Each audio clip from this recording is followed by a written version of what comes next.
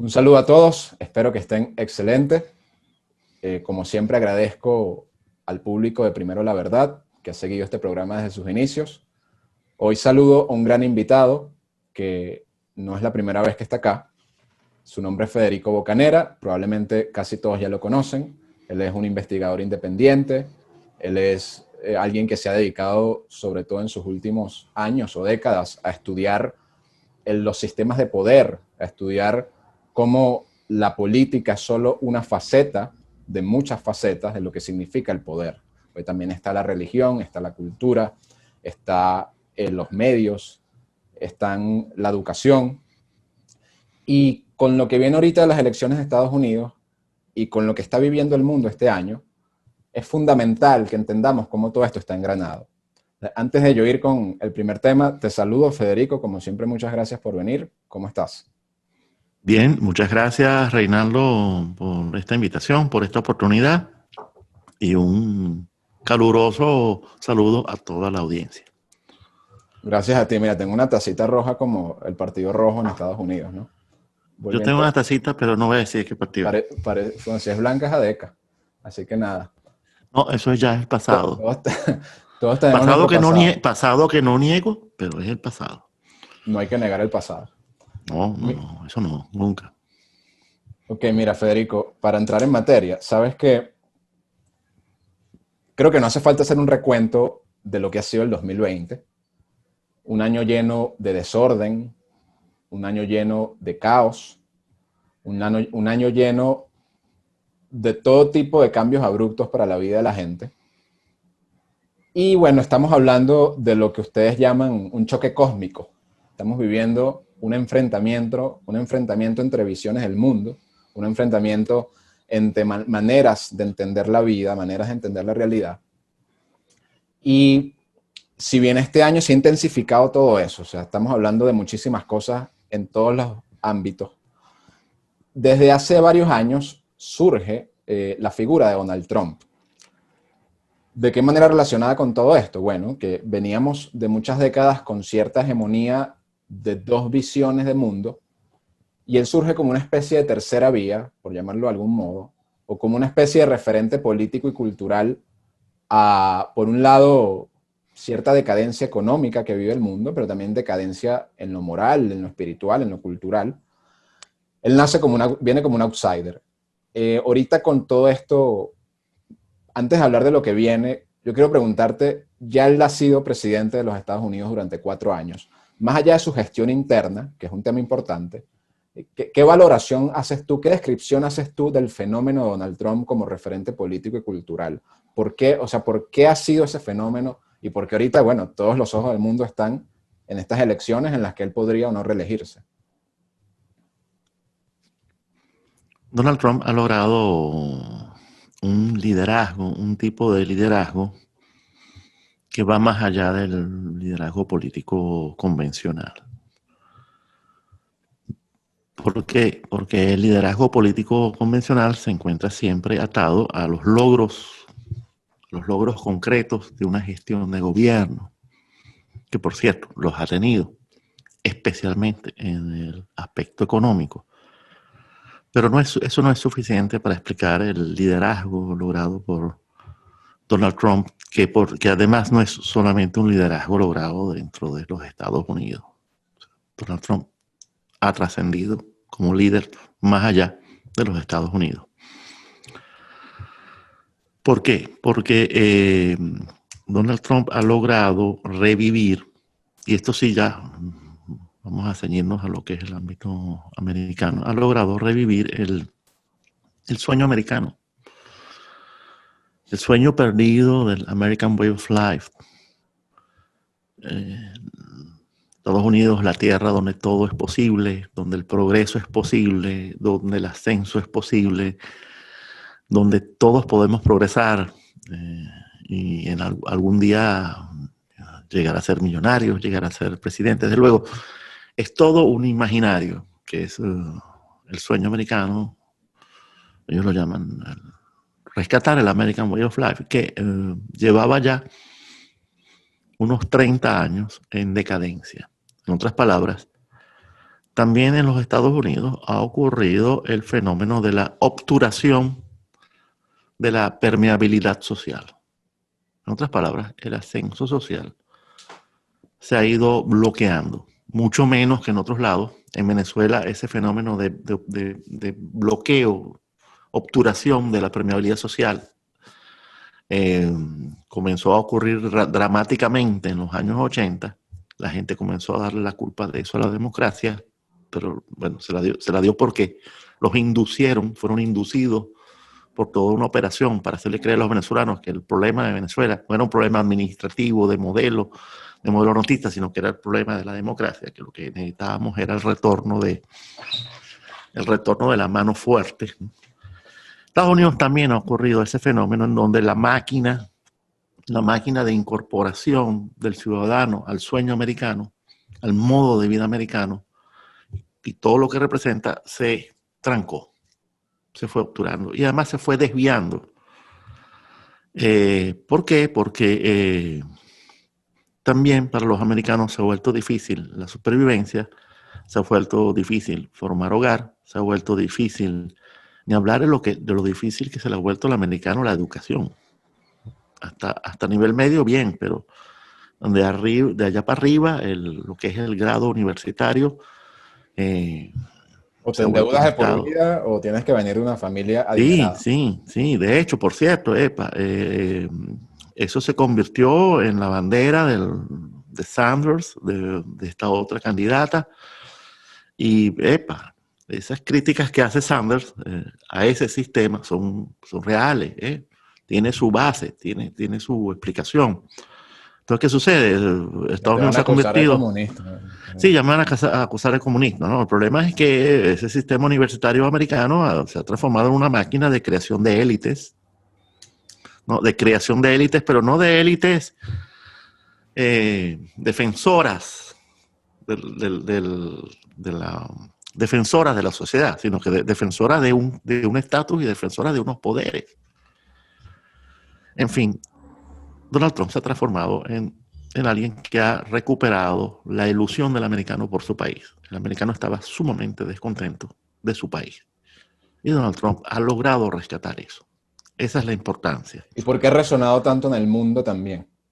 Fuera de Estados Unidos, vemos que casi todos los movimientos de derecha, movimientos incluso liberales, aunque Donald Trump no es un liberal propiamente, en Europa y en América lo tienen en un altar con una emoción casi mayor a la de cualquier líder local.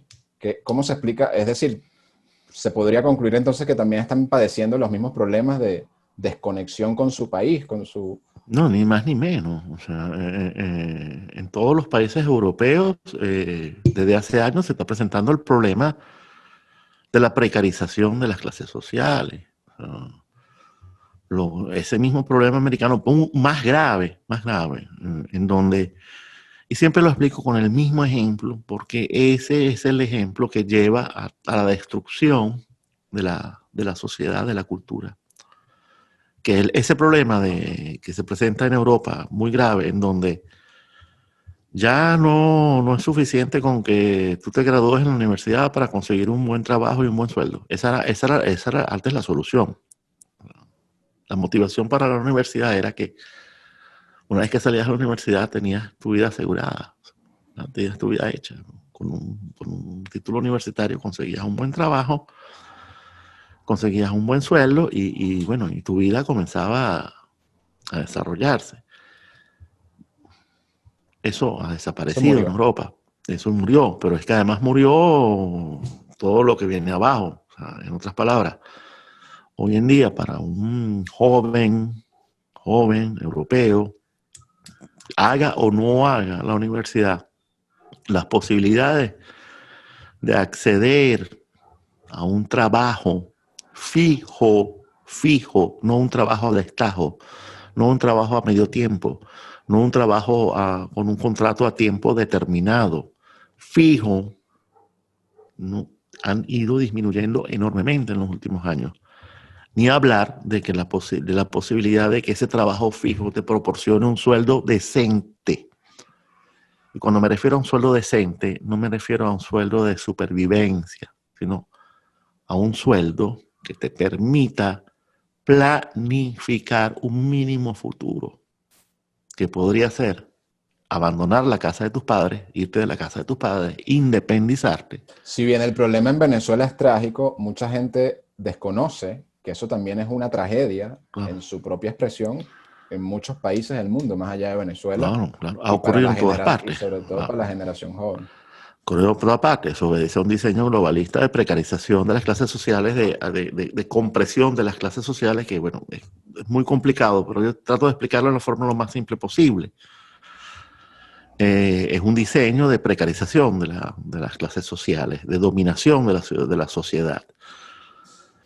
Y entonces, ¿qué sucede? Al haber esos mismos problemas, las posibilidades para un joven, e incluso para una pareja joven, de fundar un hogar, fundar una familia, tener hijos, costosísimo, ni hablar de comprarse una casa. A duras penas se compran un carro, y porque el globalismo ha proporcionado, se le prendió un bombillo hace 30, 40 años atrás, quizás 50 años atrás, que es el crédito fácil como anestésico social. El crédito fácil como anestésico social en Estados Unidos significa que el acceso a la tarjeta de crédito es fácil, prácticamente te la ofrecen. En Europa significa, en Europa con un sistema de welfare, significaba también un crédito fácil, no a través de la tarjeta de crédito, sino a través de otros métodos. Y ese anestesiante social le permite a muchos empleados, incluso medios, pero siempre y cuando tengan un empleo fijo, les permitía comprarse un automóvil, incluso pagando una inicial mínima. Bueno, con tal de que tuvieses tu empleo fijo, no había problema. No había problema. Eso también se acabó. Se acabó porque se han acabado los empleos fijos. Conseguir. ¿Por qué? Porque el mercado laboral se ha flexibilizado, porque las naciones deben ser productivas, eficientes, exportadoras. El mercado laboral es un peso, es un lastre. Ese es el razonamiento en los Estados Unidos, en Europa. Entonces, ¿qué sucede? Ese proceso de decepción constante, lenta pero constante, ha generado esos descontentos que hacen que un personaje como Donald Trump, que tiene un discurso permanentemente dirigido a las clases medias y trabajadoras, pues te puedes imaginar. Mira, y yéndonos al presente, al igual que ustedes, que tú y Aura, yo tampoco me considero esto que se llama analista electoral. Es decir, yo no estoy haciendo comparaciones de estadísticas, de encuestas, de que el estado le falta tanto para llegar acá, sobre todo cuando hemos visto lo que ha sido la realidad de las encuestas en los últimos 4 años, con la victoria anterior de Trump, con el Brexit, con fenómenos como Bolsonaro, como Orbán. Claramente las encuestas son una industria en sí misma que sirven para identificar ciertas cosas, pero que hay que entenderlas como herramientas de determinados intereses políticos. Dicho eso, aún así yo quiero hacerte una pregunta que, abuelo de pájaro, ¿no? Para ti, ¿quién va a ganar en estas elecciones que vienen ahorita en noviembre? O sea, ¿cómo ves tú el pronóstico de quién va a resultar victorioso? Va a ganar Mr. Caos. Mr. Caos. Sí, colándose por la baranda en la recta final. Va a ganar Mr. Caos. Bueno, que disculpen esto, pero es realmente lo que va a pasar. Creo que te entiendo lo que quieres decir, pero adelante. Ya lo he dicho, pero lo voy a repetir. A mí me sorprendería mucho que Trump perdiera estas elecciones. Es más, yo creo que lo más probable es que Trump gane. Y no me sorprendería que lo hiciese con un margen superior al de la elección anterior. Pero ¿qué sucede? ¿Qué pasa? La noche del 3 de noviembre no vamos a tener, es muy probable que no tengamos resultados definitivos que nos permitan saber quién realmente ganó. ¿Por qué? Porque se han presentado este fenómeno del voto por correo, que es toda una operación.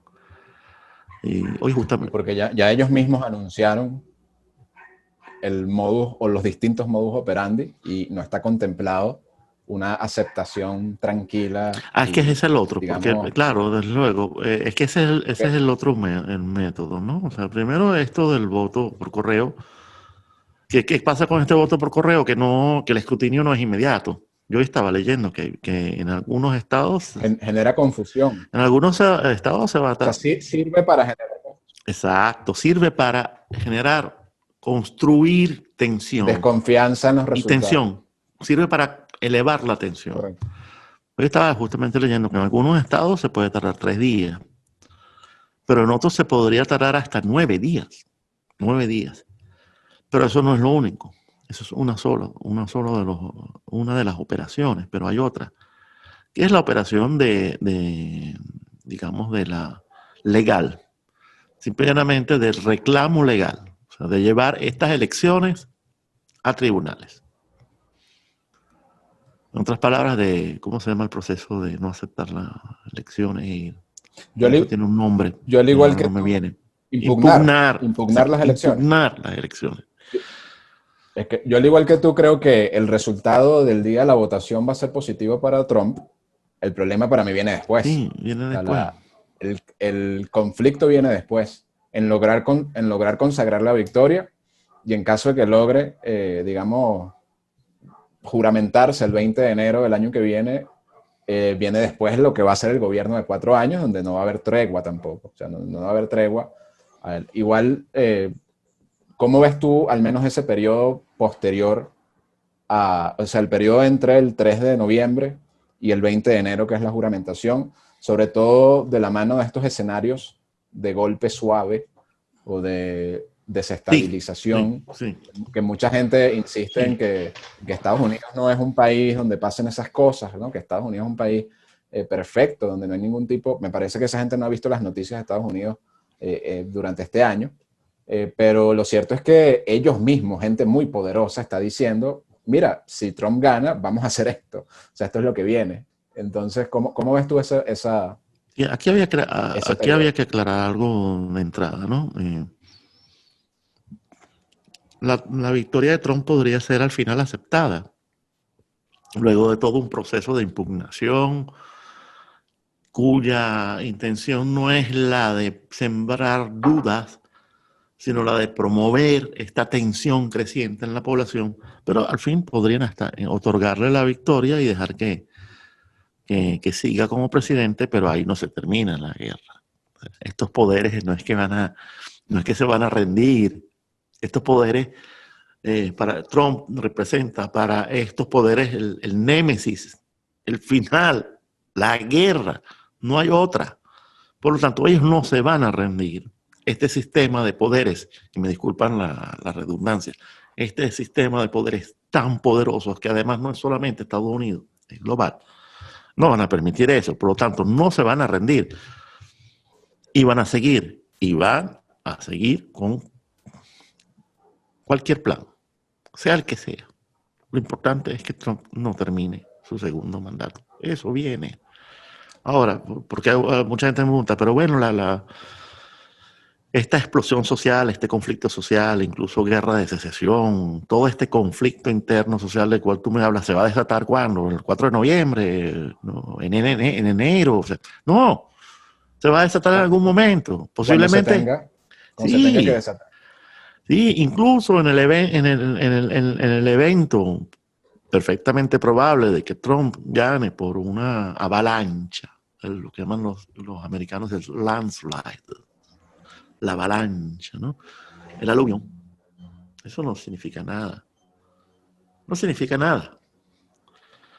Eso eventualmente significaría que la cosa se va a posponer un poco, pero viene porque no es admisible que Trump siga gobernando. O sea, es que aquí para terminar de entender lo que es Trump, Trump no es un candidato popular porque es de derecha.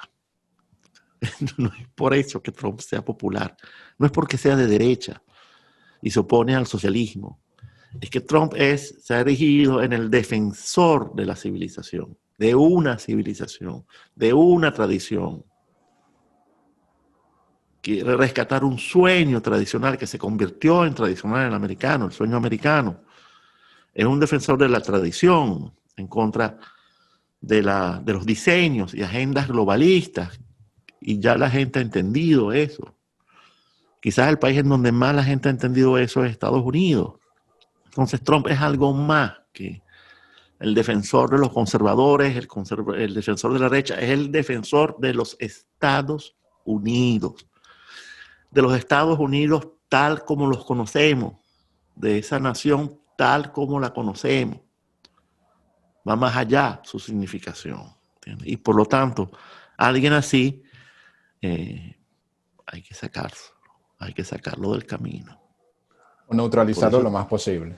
Sí, mira, y por Que eso en también, efecto, yo iba a decir, ok, esa es la imagen que él proyecta, ese es el espíritu que él representa. Sin embargo, me parece que queda claro que todo este caos que está viviendo el mundo trasciende un proceso electoral, trasciende la presidencia de un país. no se resuelve con elecciones. A eso voy. La realidad es Ningún que problema en ningún país del mundo, se óiganlo resuelve. bien, venezolanos, ninguno de los actuales problemas en ningún país del mundo se va a resolver con elecciones. Correcto, correcto.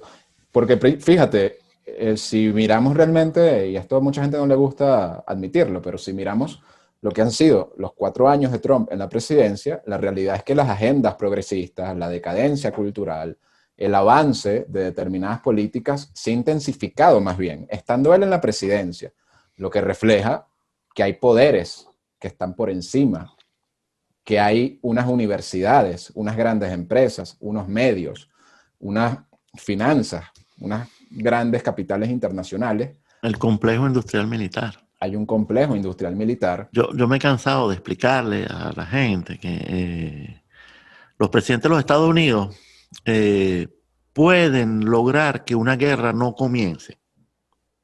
Eso lo pueden lograr. Pero si un presidente de los Estados Unidos hereda un conflicto anterior, es muy difícil que lo pueda interrumpir. Es muy difícil. Mucha gente dice, no, pero Trump prometió irse de Siria. Lo prometió una vez, 2 veces, 3 veces y no lo ha logrado. Lo mismo con Afganistán. Bueno, dejando de lado que son procesos, y lo mismo con Irak, dejando de lado que son procesos complejos, eso no es algo que se pueda lograr de la noche a la mañana. Es mentira que Trump llega e interrumpe la guerra en Siria y nos fuimos de Siria, vénganse todos los muchachos de vuelta para sus casas en Estados Unidos. Y no es así, no es así, ¿entiendes? Porque el complejo industrial militar gobierna él también.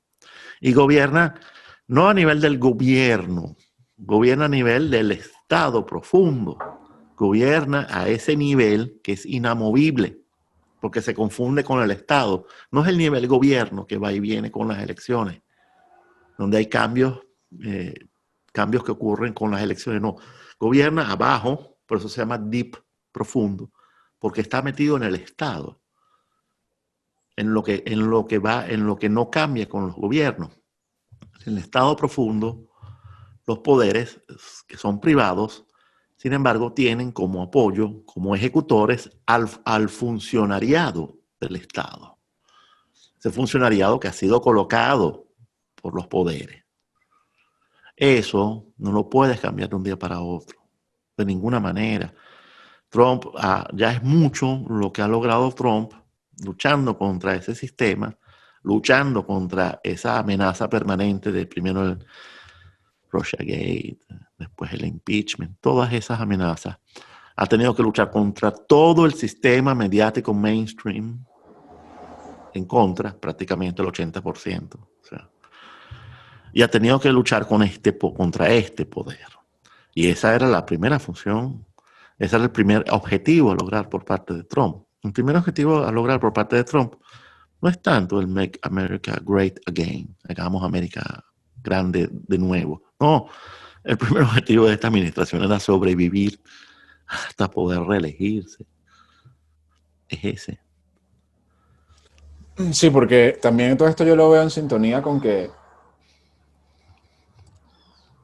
mucha gente ahorita está poniendo, y yo creo que es un error, la elección de ahorita, el 3 de noviembre, como una especie de día decisivo para la civilización occidental. Y yo puedo entender de dónde viene esa interpretación. Yo puedo entender que muchas veces las personas llegan a esas conclusiones basadas en diagnósticos que son legítimos, que son genuinos. El asunto es que, insisto, cuando tú ves todo lo que está ocurriendo en el mundo, cuando tú ves además que Estados Unidos, incluso teniendo un presidente como Donald Trump, está en un caos completo, no queda otra conclusión de ver de que, y aquí voy con lo que te comentaba hace rato, mucha gente ve la batalla, esta idea de la batalla cultural como una especie de guerra entre dos grandes bloques. Yo creo que la batalla cultural más importante es personal, es decir, es en tu comunidad, en tu familia. O sea, tú te resistes a hacer el mal, o sea, tú batallas contra el mal realmente. O sea, la batalla cultural va más allá de, bueno, yo voy a, o sea, como dos grandes ejércitos de opiniones, no, va mucho más allá de eso. Espiritual, Es es espiritual, espiritual. es espiritual. Entonces, muy bien, yo no niego la importancia de estas elecciones, sin duda alguna, Claro. pero hay que ampliar la mirada. Entonces, yo te pregunto, o sea, ¿cuál es para ti la importancia de estas elecciones en el marco mundial? O sea, ¿qué dimensión le das tú a estas elecciones? Porque es decir, tampoco estoy tratando de subestimarlas o de decir que no tienen mayor relevancia. Pero, digamos, viendo las tendencias del mundo actualmente, ¿cómo lo ubicas tú? Y bueno, luego te paso otra pregunta, pero vamos con eso. O sea, ¿cómo calificas tú la importancia de estas elecciones en el marco de lo que está ocurriendo en el mundo? El comienzo del fin. El ¿Ok? comienzo del fin de un ciclo histórico. Lo anuncié en mi video anterior. Lo voy a explicar con mayor claridad y profundidad en el próximo video, en donde voy a explicar en qué consiste la visión cíclica o la concepción cíclica de la historia, que quedó totalmente enterrada a partir de la modernidad, siglo XVIII, por la visión lineal ascendente, siempre progresista de De la que siempre historia. estamos avanzando. Sí, además de que todo progreso es bueno, todo avance es bueno, todo lo nuevo, Es todo lo bueno. nuevo es bueno, todo lo viejo es malo. Tiene que ver con esa visión, que es la visión lineal de la historia. Estamos entrando al final de un ciclo histórico que comenzó después de la Segunda Guerra Mundial. Estamos llegando al llegadero, como dicen los venezolanos, llegando al llegadero. Es el comienzo del fin. Y esto no lo va a detener ninguna fuerza humana. Hasta el punto de que si Trump pierde, que puede ocurrir, y espero que esto no nos suma a la gente en la desesperación, porque podría ocurrir, si Trump pierde no cambia nada. Vamos a la guerra igual. Es más, quizás vamos peor. O sea, mejor a la guerra, si Trump pierde. Es el comienzo del fin. Lo veo así y prometo explicarles esto con más detenimiento en un próximo video porque hay que explicar muchas cosas. Y además, eso sí es importante, porque por allí ya me ha tocado leer algunos analistas que dicen, no, pero recuerden que al final lo que decide es la política local. O sea, esto como cualquier otra elección, lo importante, los electores eligen de acuerdo con la política local. No es verdad, no es verdad, no es verdad. Eso es válido, perfectamente válido, cuando estamos a principios de un ciclo o a finales de un ciclo histórico, en la primera o en la segunda etapa de un ciclo histórico. Todavía tiene cierta validez en la tercera etapa, pero no cuando estamos en la cuarta etapa de un ciclo histórico, a punto de entrar en la fase más crítica y conflictiva de esa etapa.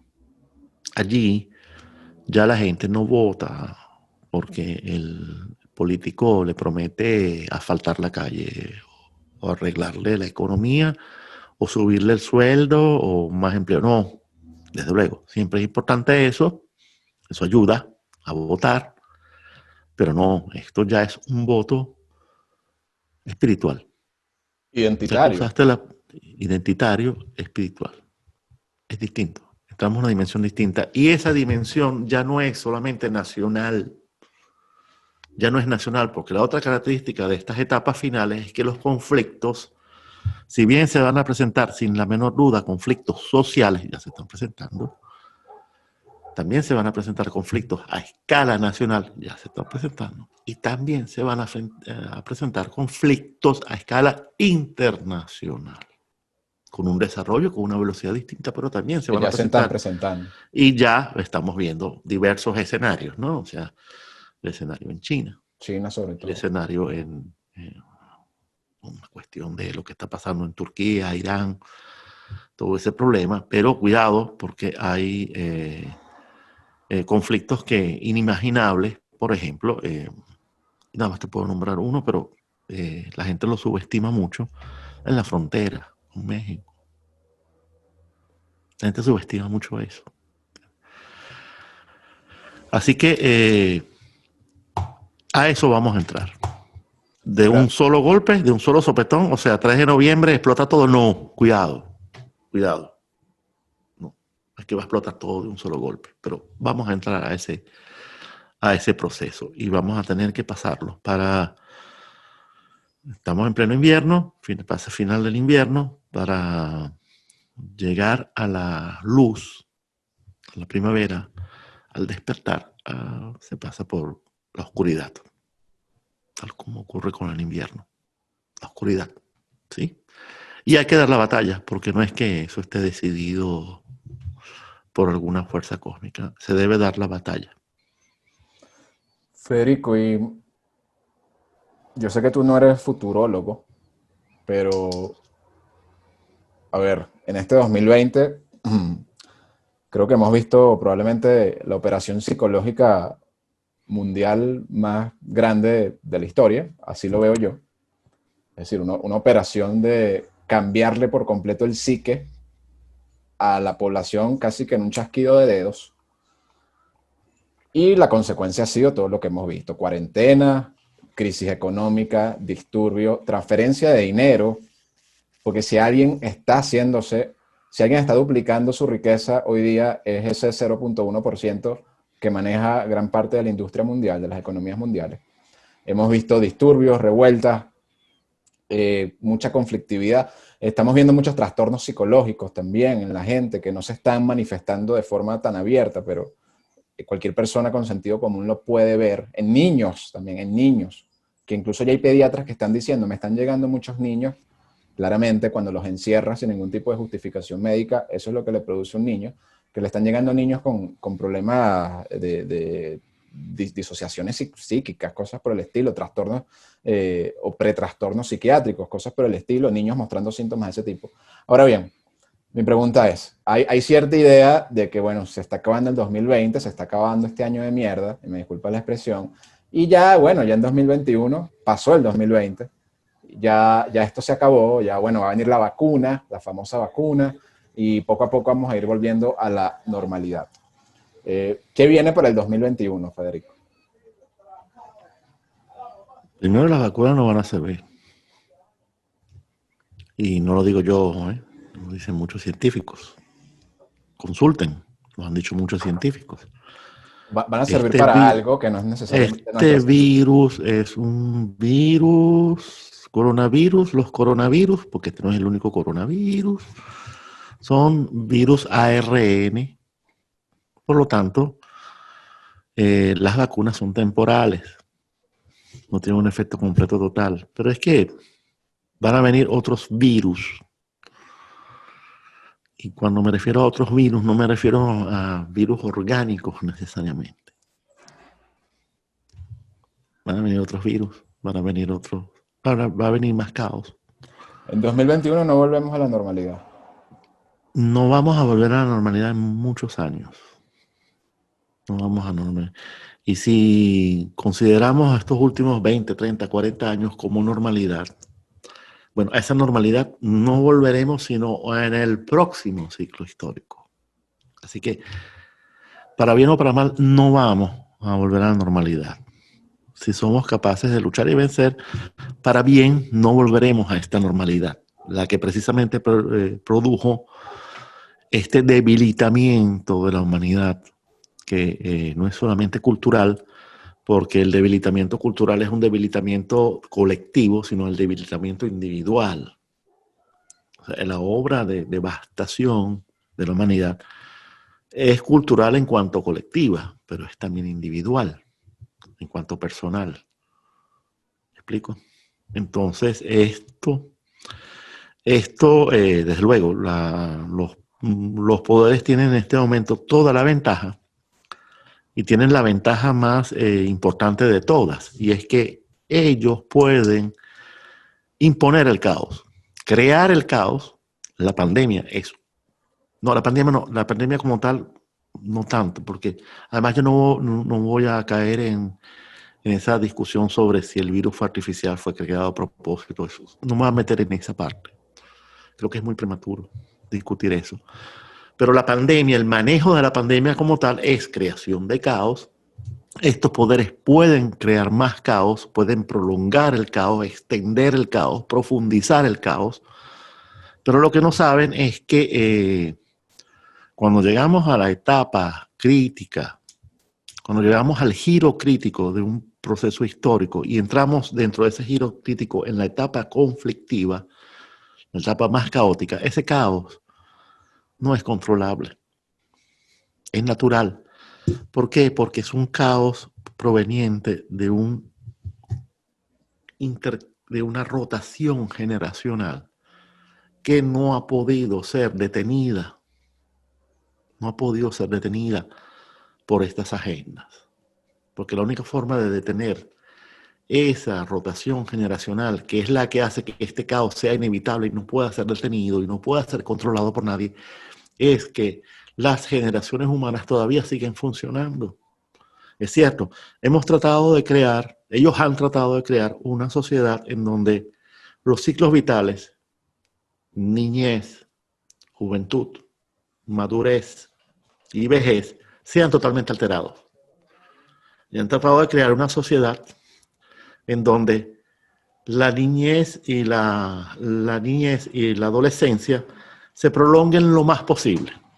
Sobre todo la adolescencia. O sea, es la creación de una sociedad de adolescentes en donde lo que deberían ser la gente adulta, la gente madura, también ella se vuelve adolescente, ¿no? Y eso lo vemos incluso en las actitudes, ¿no?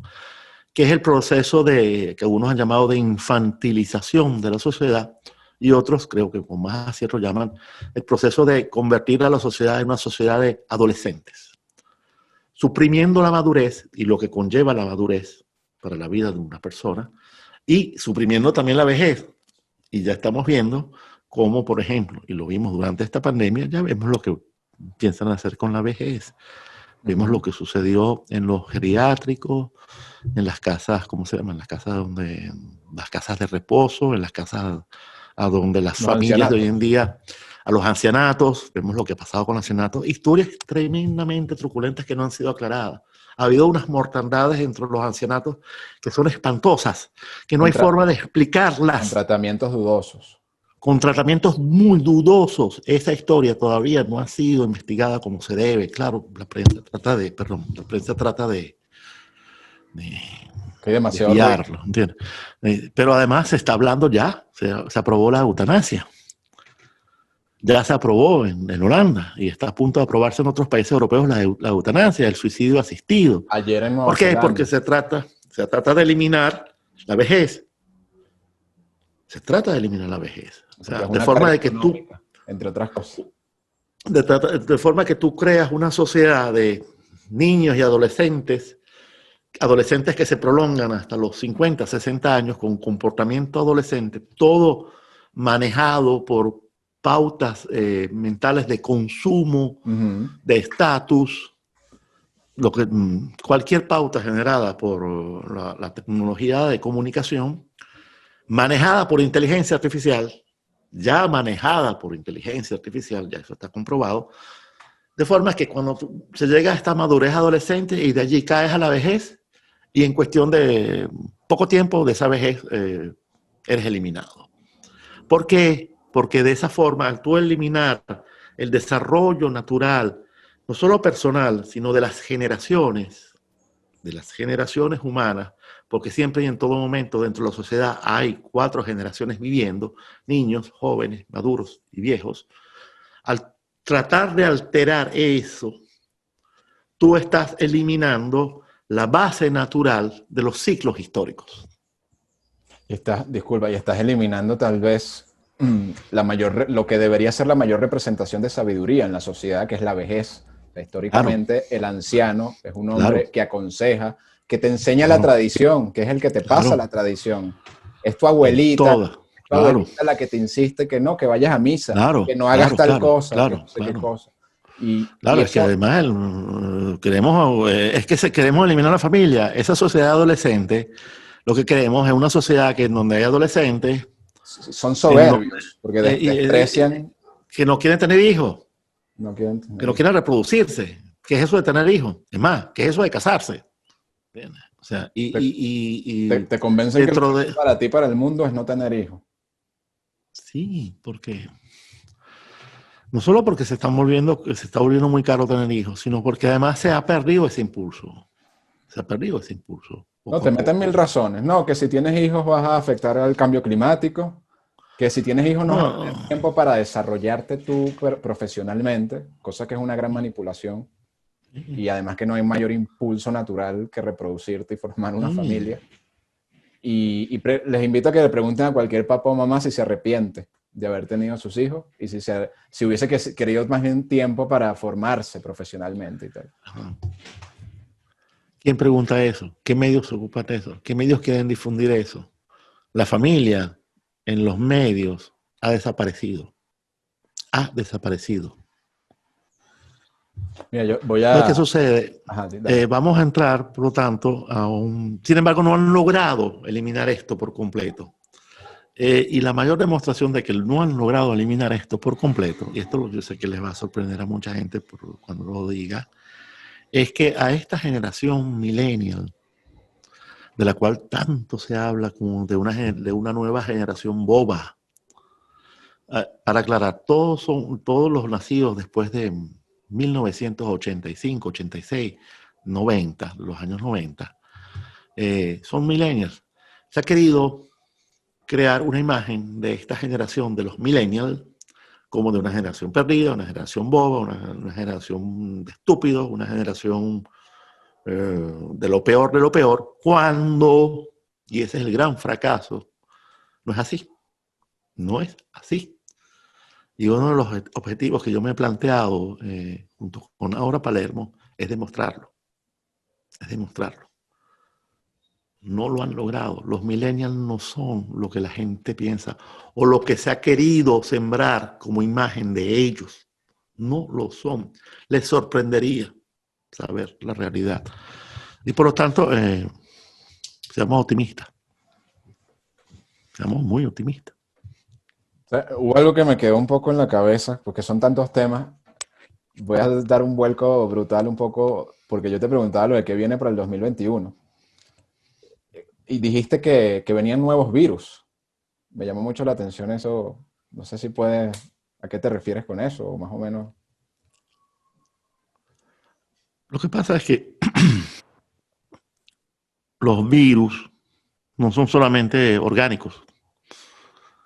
Los virus están los virus orgánicos, están los virus informáticos, pero los virus, en el sentido de operaciones que gracias a las nuevas tecnologías, operaciones virales, que gracias a las nuevas tecnologías de comunicación y de la Internet, operaciones de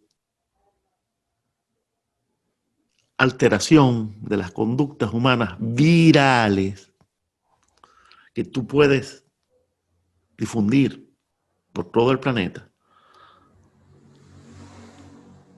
puedes generar verdaderas epidemias, no de enfermedades o que se te trancó la computadora, no, epidemias de locura colectiva. Tú puedes generar, olvídate de las estrategias de atención tradicionales, los atentados. Tú ya puedes crear operaciones en donde puedes, mediante operaciones virales en las redes sociales, en los medios, crear, si tú quieres, estados de pánico absoluto. 2020. No lo puedes hacer. 2020. Sí, este es un ensayo, Es este es un un ensayo. laboratorio. A eso me refiero con los Que como tú dices, virus. yo también soy optimista de que si bien esta gente es poderosa, no son tan poderosos como ellos creen, me parece. Y además de eso, es muy difícil ir contra las leyes naturales. O sea, es muy difícil neutralizar lo que se da de manera espontánea, porque lo que ocurrió con las cuarentenas es un gran ejemplo, que ocurrió además en todos los países. Lo que Ya ocurrió con los... lo que está ocurriendo con las cuarentenas es un gran Ah, ok. ejemplo. Ya incluso un país supuestamente dócil como Venezuela, ya la gente la está desobedeciendo, la gente está saliendo, la gente se da cuenta que la vida tiene que continuar, que no puedes paralizar el mundo. Y eso ocurre con todo. Bueno, quieren acabar con la familia, igual la gente por instinto va a buscar reproducirse. Quieren acabar con la economía y con el valor del trabajo, igual la gente siempre por naturaleza va a ver cómo desarrolla su capital, cómo desarrolla su autonomía económica. Entonces, sin negar el poder que tienen, yo sí creo que la reacción espontánea muchas veces de la gente, y hablaba de eso también en Venezuela, estos tiempos difíciles que estamos viviendo, no me queda duda de que están formando gente muy fuerte, gente muy decente, gente muy sensata. Eh, eso está generando para mí algo que no es tan simple como que ellos tienen todos los medios de producción, tienen todos los medios de comunicación y simplemente implementan su agenda y ya. Si no, no hicieran las cosas como las hacen. O sea, si no, no estarían siempre probando por aquí, ensayando por acá, experimentando por acá. No es fácil controlar Mm. a miles de millones de personas. Han sufrido tres fracasos muy fuertes, ¿no? El primero, nada más me lo escuchan, pero no lo voy a explicar todavía. Pero el primer gran fracaso, han ocurrido tres fracasos muy fuertes. Cuatro, perdón, cuatro. El primero es Putin, el ascenso al poder de Putin. No lo voy a explicar todavía. Tengo que explicar muchas cosas previamente. El segundo es el Brexit, la salida del Reino Unido de la Unión Europea. Otro gran fracaso. No lo pudieron impedir. Reino Unido es uno de los centros, es el centro máximo, el máximo centro financiero mundial, tanto como Nueva York, tanto como Wall Street. Shanghái, tanto como Wall Street. Y sin embargo, todos esos poderes, la finanza es el superpoder, yo lo llamo el superpoder, y eso lo explicaré en algún momento, no pudieron impedir el Brexit. Y tú ves a un político admirable como Nigel Farage, ¿no? El del partido del Brexit. Él solito, que por favor, ¿cuál apoyo tenía? ¿Cuánto dinero tenía? Y fíjate lo que logró. Tercero, Donald Trump. No pudieron impedir eso. Hay toda una historia de dónde salió Donald Trump, que la estoy investigando. En algún momento comenzaré a hablar de eso. Pero no pudieron controlarlo. No pudieron controlar ese proceso. Cuarto, y es lo más impresionante, este cuarto es muy impresionante porque además tiene que ver con Latinoamérica, que es Bolsonaro. O sea, 4 tiros por la culata. Bolsonaro, presidente del país más grande e importante de Latinoamérica. Bolsonaro llega a la presidencia con una campaña presidencial que fue ridícula. Recursos ridículos. Equipos, comandos ridículos. Sin partido propio. Llegó con el apoyo de un partido que da risa, señores. Da risa. Incluso después del triunfo de Bolsonaro, ese partido sigue dando risa. Un partido que para el momento de la campaña de Bolsonaro, ese partido tenía 1 o 2 diputados en Brasilia, algunos pocos diputados en algún estado, un partido prácticamente inexistente, llegó sin partido, lo apuñalaron, casi lo matan. Las últimas 2 semanas, las semanas más cruciales de la campaña, las pasó en un hospital, estuvo a punto de morir. Bolsonaro ganó la presidencia del país más fuerte y poderoso de Latinoamérica. ¿Y por qué? ocurrió ese revés? Porque la sociedad brasileña, todavía la sociedad brasileña sigue no mayoritariamente conservadora. Por lo tanto, eso que tanto se habla de que la hegemonía cultural es indetenible, es imparable, no hay forma de luchar contra ella, porque tiene todos los medios, tiene todas las universidades, tiene toda la academia, tiene toda la cultura, tiene toda la educación. Es mentira. Sí, claro, logran dominar grandes segmentos. Pero fíjate que la hegemonía cultural, que parecía haber triunfado definitivamente con Lula, resulta ser que en Brasil la mayoría de los brasileños siguen siendo conservadores y votaron por Bolsonaro, que por cierto ganó en la primera vuelta. Hubo fraude. Entonces, ¿qué pasa? Todo el mundo habla del... Yo mismo me he encargado de difundir la idea de que la hegemonía cultural lograda por la izquierda es algo impresionante. Y es así. Pero no es invencible, porque en Brasil perdieron. Y perdieron con el personaje más raro que uno se pudiese imaginar. Pues Bolsonaro de verdad es raro. O sea, estudienlo. O sea, es el más... ganaron con el más improbable de los candidatos. Alguien que no tenía, que no fue preparado por ningún equipo de técnicos electorales, ningún equipo de analistas electorales, ningún equipo de imagen electoral. Nada de eso. Nada de eso. Es lo más espontáneo que se puedan imaginar. Y ganó. Por favor. Putin, Brexit, Trump, Bolsonaro. Señores, están acabados. Están acabados. Solo falta que nosotros lo sepamos realmente y demos la batalla. Se acabó. Se acabó. Bueno, Fede, quiero que hablemos de eso aplicado a nuestro país, que es Venezuela, en la próxima parte de esta entrevista. Los invito a todos a que la vean. En el enlace, en la descripción igual voy a dejar el enlace con la segunda parte de la entrevista. Les recuerdo que estamos hablando con Federico Bocanegra, investigador independiente, un gran conocedor de la geopolítica mundial y de los sistemas de poderes. Vamos a seguir hablando no solo de Venezuela, sino de su relación con el gran evento de este martes, que son las elecciones de Estados Unidos. Entonces, síganos, igual en el video, en el canal van a poder encontrar el video.